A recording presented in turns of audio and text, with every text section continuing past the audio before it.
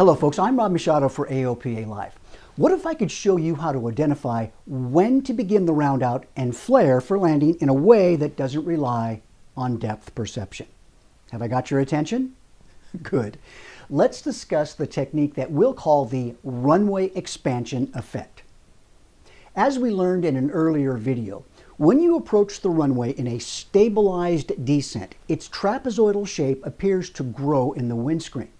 The rate of growth, however, isn't linear. It turns out that the width of the runway near your selected landing spot appears to expand geometrically in the windscreen, with the largest amount of growth occurring when you're 8 to 10 seconds from touchdown. In fact, during the period from 12 seconds to 8 seconds prior to touchdown, the runway width at your selected landing spot appears to expand 10 times in size. Looking at the runway lateral expansion versus time to touchdown graph, you can see how the rate of runway expansion is the largest when you are 8 to 10 seconds away from touching down. And this expansion also occurs at a point where the airplane is typically around 10 feet above the landing surface. Said another way, the runway dramatically widens in your windscreen right at the point where you should typically begin the round out, followed by the landing flare. Now that is very convenient. So here's how to use the sudden lateral expansion of the runway in your windscreen. If we assume that you're making a stabilized approach at no more than 30% above your airplane's present stall speed, and that's very important, then the moment you notice the runway's width expanding, you should pull your power to flight idle, raise the nose level with the runway. Then, as you start to settle, you'll further raise the nose and put the top of the cowling on the distant horizon and continue pulling aft on the elevator to keep it there. Let's see how this looks from the air. Here's a stabilized approach at 30% above the airplane's present stalling speed. We're aiming to touch down in the center of the first third of the runway. Watch for the point where the runway width suddenly expands.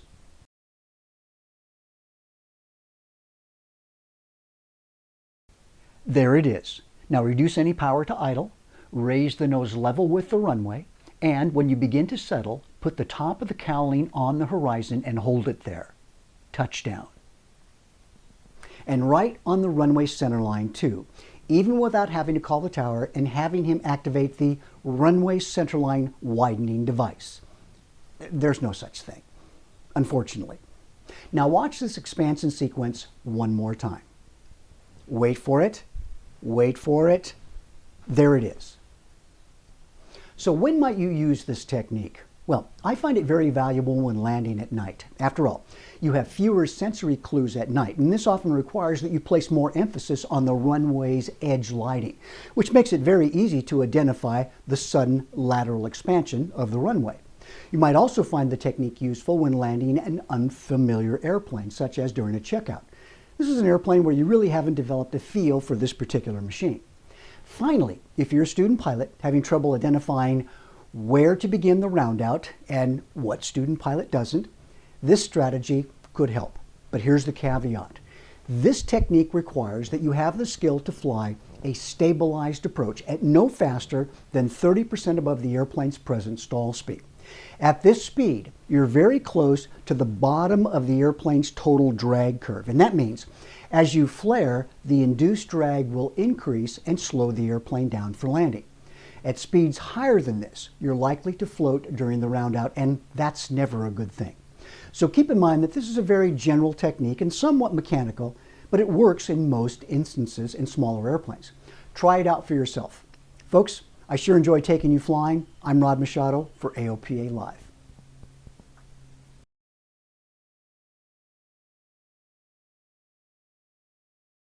Petroleum-based in-flight fires. Petroleum-based in-flight fires are something very different and very dangerous as compared to an electrical fire. The most important thing to consider about an in-flight petroleum-based fire is, once you recognize it as such, you must stop your engine. That's right, you reach over and grab that throttle, pull it back, and leave it back. Period. And then you pull the mixture control back and shut the engine down. And turn the boost pump off if it's on too. And Most important here, you want to make sure your fuel selector is turned to the off position. Your objective is to keep the fuel from being directed to where the fire is. And the second thing you do is to close your air vents to make sure that none of the smoke and the toxic effluvium gets into the cockpit, which wouldn't be a good thing for you. The third thing you would do is turn off your master switch if it's on. It's entirely possible that your airplane's avionics cooling fans take air from outside the airplane, as most do, and pump it over the electrical equipment. And that means there's a possibility that these avionic fans might pump smoke into the cockpit, which is no bueno for you. Now, you must find a way to extinguish the fire. A fire extinguisher is probably not going to help in this instance since the fire is in front of the firewall where the engine is. So, the best way to extinguish the fire is by speeding the airplane up. No, not to blow out the fire, but to increase the airflow so much that the burning fuel-air mixture becomes too lean to continue burning. In some of their POHs, Cessna says that in order to extinguish the fire, you're looking at speeding up to a minimum of 100 knots and more if this speed fails to extinguish the fire. The objective here is to change the mixture of the fire. In other words, to add more air for a given fuel source which leans the mixture sufficiently to extinguish the flames. I have a test pilot friend who used to fly DC-6s for the military. He once had the duty to discover what minimum dive speed was necessary to extinguish a cavitated engine fire. He would take the airplane up and purposely ignite a prearranged package that would burn under an engine cowling. He discovered that he had to fly at a minimum of 130 knots to extinguish the fire. It's reasonable to assume that the faster you go, the more likely you are to extinguish the fire. Remember, you're not trying to slow down to prevent the fire from getting air. Clearly, it's getting enough air as is. You want to give it as much air as possible to extinguish it by leaning its mixture to the point where combustion is impossible. The next thing you should be thinking is, how can I get this airplane out of the sky as soon as possible, and where is the best place to put it down?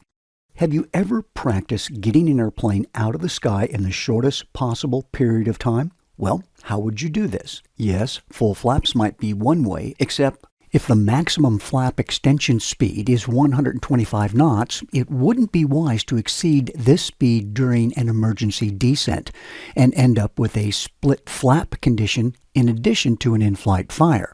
In smaller airplanes, such as the Cessna 150, the maximum forward indicated airspeed at which you can fly with full flaps extended is 85 knots, which is slower than the speed Cessna recommends to extinguish the fire. And please keep in mind that should you elect to use flaps with the master switch off, you might have to turn it back on to use those flaps. The next way to do this is with the gear down. Remember, you might have to temporarily put the master switch on in order to lower the gear. Wait, what happens if you exceed the gear's maximum operating speed during the descent? My answer is, who cares?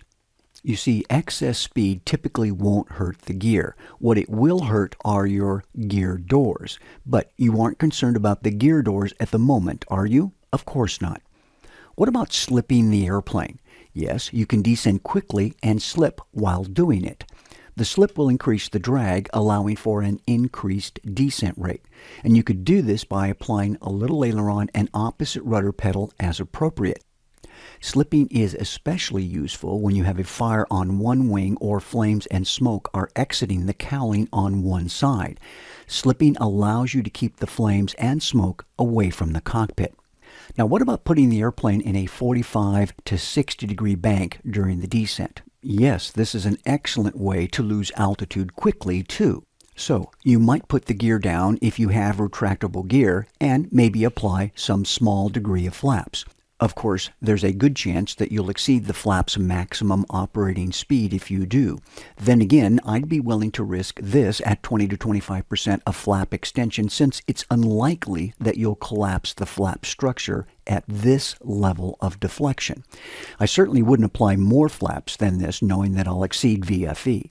Applying a slight slip while you are banking at an angle of up to 60 degrees at your desired descent speed should help you get on with the business of getting down quickly. Now keep in mind here that banking at 60 degrees is not a spin. We're not talking about spinning here because the airspeed in a spin typically stabilizes at some slower speed, such as 75 knots in small airplanes.